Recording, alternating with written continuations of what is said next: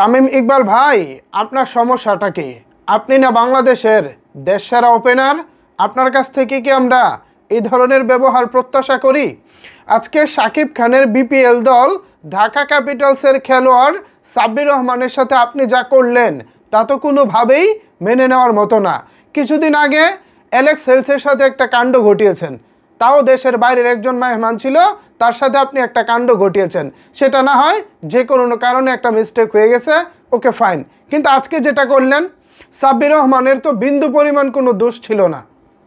আমি একটি ভিডিও আপনাদেরকে দেখাবো যেখানে মূলত সাব্বির রহমান এবং তামিম ইকবালের একটা বাকবিতণ্ডা তৈরি হয়েছে এবং তামিম ইকবাল ক্ষিপ্তভাবে সাব্বির রহমানকে বেশ কিছু কথা বলেছে। কি কি বলেছে আমি তো আপনাদেরকে অবশ্যই শোনাবো। তার আগে আমি আপনাদেরকে ভিডিওটা দেখাই, এখানে আসলে প্রবলেমটা কোথায় সাব্বির রহমানের।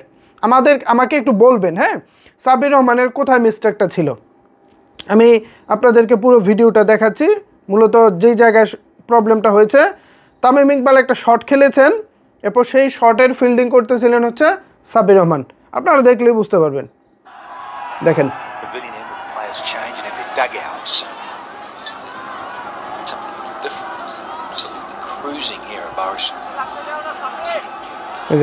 তামিম ইকবাল খোঁচা দিচ্ছে।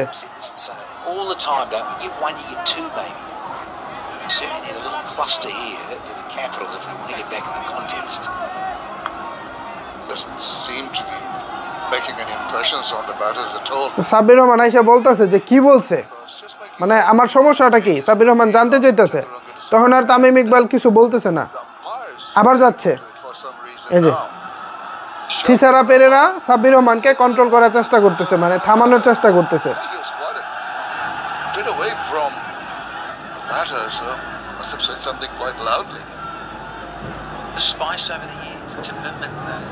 সবকিছু ঠান্ডা করেছেন থিসারা পেরেরা।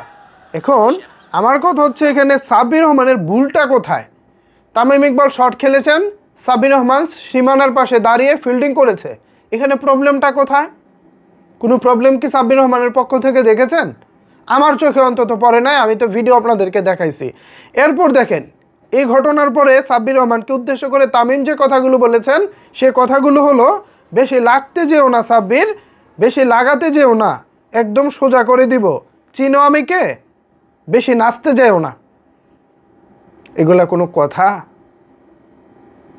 মানে ধরে নিলাম, আমি তো কিছু পাই নাই ভিডিওতে, মানে সাব্বির রহমানের কোনো দোষ, তাও ধরে নিলাম সাব্বির রহমান একটা ভুল করেছে।